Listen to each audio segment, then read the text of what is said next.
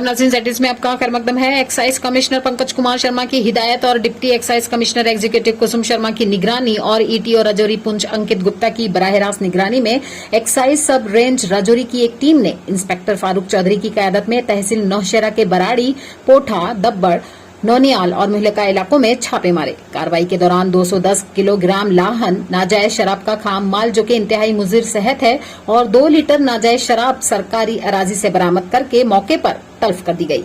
ढाबों और दीगर दुकानों की भी चेकिंग की गई।